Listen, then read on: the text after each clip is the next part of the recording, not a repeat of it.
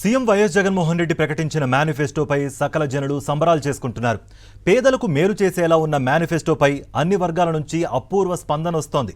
దీంతో తాడేపల్లిలోని వైఎస్ఆర్సీపీ ఆఫీస్ దగ్గర నేతలు కార్యకర్తలు సంబరాలు చేసుకున్నారు. బాణాసంచా కాల్చి నృత్యాలు చేస్తూ సెలబ్రేషన్స్ నిర్వహించారు. వాస్తవానికి దగ్గరగా సీఎం జగన్ ప్రకటించిన మేనిఫెస్టోతో 175 సీట్లు గెలవడం ఖాయమని ధీమా వ్యక్తం చేశారు వైఎస్ఆర్సీపీ నేతలు.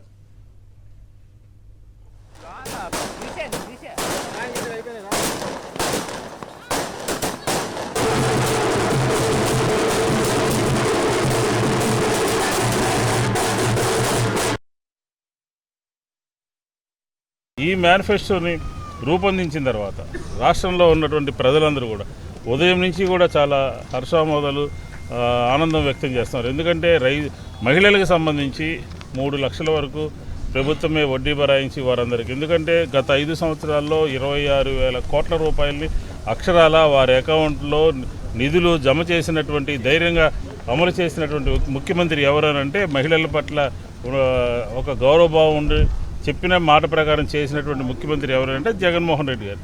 అట్లాగే రైతుల పట్ల రైతులు కూడా పెంపొందించడం జరిగింది, అమ్మఒడి కూడా పెంపొందించడం జరిగింది. వాస్తవికమైనటువంటి రీతిలో ఏదైతే అమలు చేయగలుగుతామో అమలు చేయగలిగినటువంటి అంశాలు మాత్రమే ప్రజలకు చెప్పాలన్న దృక్పథంతో ఈరోజు జగన్మోహన్ రెడ్డి గారు తీసుకున్నటువంటి మేనిఫెస్టో నిజంగా అందరం కూడా గర్వంగా ఫీల్ అవుతా ఉన్నాం. ఎందుకంటే చంద్రబాబు నాయుడు లాగా అధికారం కోసం ఆయన ఏ గడ్డైనా కూడా కరిచే మనిషి చంద్రబాబు నాయుడు. 2014లో చూసాం, 2019లో చూసాం.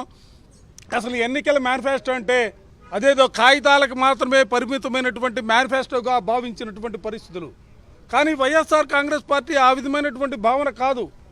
మేనిఫెస్టో అంటే ఇది భగవద్గీతగా, ఒక బైబుల్గా, ఒక ఖురాన్గా, ఒక పవిత్రమైనటువంటి గ్రంథాలతో సమానంగా వైఎస్ఆర్ కాంగ్రెస్ పార్టీ భావిస్తూ ఉంది.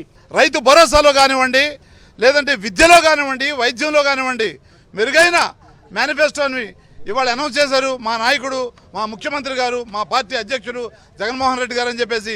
ఆంధ్రప్రదేశ్లో ఉన్న ప్రతి మహిళ, ప్రతి విద్యార్థి, ప్రతి యువత అందరూ కూడా కొనియాడుతూ ఉన్నారు. ఈ అవ్వాతాతలు అయితే చెప్పనవసరం లేదు.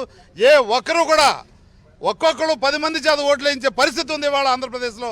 ఎందుకంటే దేశంలో ఎక్కడా లేని విధంగా ఇవాళ ఆంధ్రప్రదేశ్లో మరి ఏదైతే పెన్షన్ ఉందో ఆ పెన్షన్ కార్యక్రమాన్ని కొనసాగిస్తూ ఉన్నారంటే దానికి ఒకే ఒక్క ధైర్యమైన నాయకుడు, ధీరోదాత్తుడు, మంచి మనసున్న నాయకుడు, అందరినీ ప్రేమించే నాయకుడు జగన్మోహన్ రెడ్డి గారని తెలియజేస్తూ